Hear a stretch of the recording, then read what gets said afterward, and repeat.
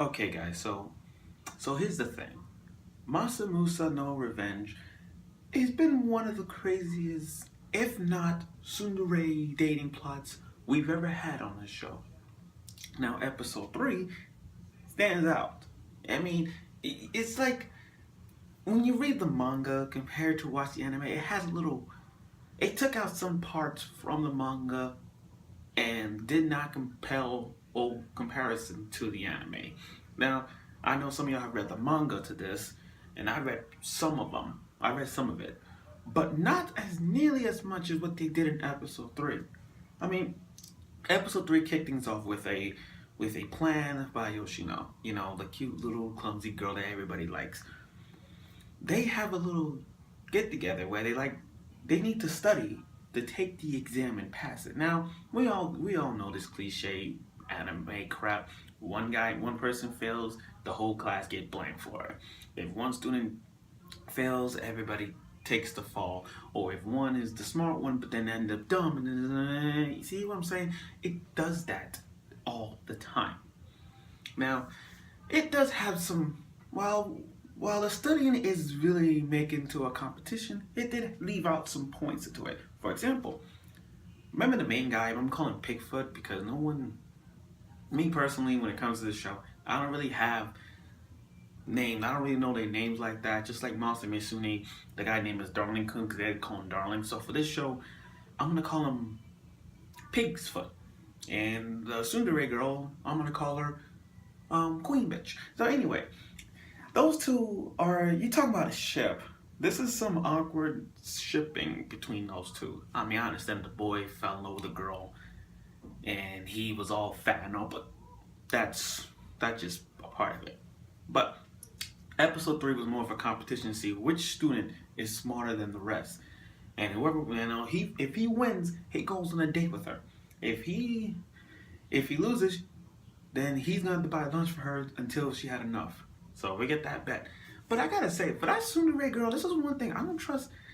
I have every time I look at you should know. I just have this little thing in my system that should I trust her or should I not? Like, like I put it as an example. He gave him black coffee in the vending machine. So you think, okay, something that's so sweet, but no. She pulled off the biggest prank ever. She put lactate in the coffee that make him get a stomach ache. So I'm thinking to myself, what the fuck did she do to him? But then I realized, but then I'm like, the mother, the mother. I'm just speaking of the mother. I'm just surprised the main character's mom is just the what's the I can't put this word milf lolly. Like everybody talking about her, like the milf lolly strikes again, and she did. The eggs she made were sour. So it's kind of fucked up the whole stomach. So you can't blame her for that. You gotta blame the mom for that. But again, how the fuck did that little lolly mom produce that boy? And I'm like, okay, I want to see the father now. I really want to see the father. But the date thing, okay, let me put this in perspective. What kind of awkward date would you have a guy meeting the girl that you hate so much ended up dressing like a school idol or magical girl? I'm telling you, the first time I saw her, I'm like, what the fuck is this? She a school idol? What now? And then they just walking, and then they just have, and then she just, because she's rich, she could buy anything. So she got this rent, this big old IMAX theater place, and then they watching the Working Dead. Take note, I said the Working Dead, not the Walking Dead.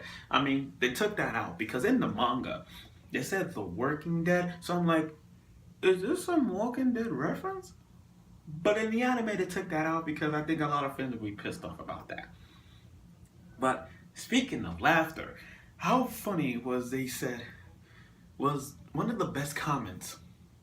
I mean, best funny moment of this episode was when they do in English. Now we understand when it comes to anime and talking English, sometimes the English is a little bit crazy. Like for example, Mutan from Irotama, the pink hair girl from Yamana and the Seven Witches, and and the girl from Love Light Sunshine Mari. So we get put that. So when you think about it, the English could be even funnier. So you got one character said, so the main the main girl herself, she's like, what is to say? What is the way to say to your mom has an outie in English? And then you gonna say, son of a bitch, but dies of laughter. Let me put this in a math perspective. Her, what is the way to say your mom has an outie in English? Plus the MC, which is main character, says son of a bitch equals me dying of laughter. And I'm sorry, if you had to rewind that 20 times like I did, it is the funniest shit ever. I mean, like, wow. Out of all the drama and all the comedy in episode 3, this has got to be the funniest outlook in this episode, where he just goes around and says, son of a bitch. You rewind that again, son of a bitch. And the way he said it is so fucking stupid. The English. So, but there's a lesson in that. So you're telling me if I get hurt my toe and arm, like, son of a bitch, that means your mom has an outie. Okay, I get it. I totally get it now. I get it. But that's it for now. But other than that, though, the episode 3 was really funny it was really funny, not to mention with the English. And Yoshino's plans, making them date, was really plotted out and really nice to say. It was really decent. It wasn't that big funny thing, but a new shipping has been developed between those two. So who knows if their shipping could be overpowered or underestimated by the rest of the girl that's gonna be with him in the near future. Because think about it, when you look at the opening, you see a lot of girls going out with him. And that's mentioned that trap characters. This is one of those things we said you want to trust a trap, but you don't. This is one of those times. So I'm pretty sure he's gonna be not retold from to Love Rule status, probably annoyance at best, but we'll see how that goes out in this harem situation that he's gonna be in with new shippings and the love for the girl he dies for, which I'm pretty sure he's gonna end up with her in the end.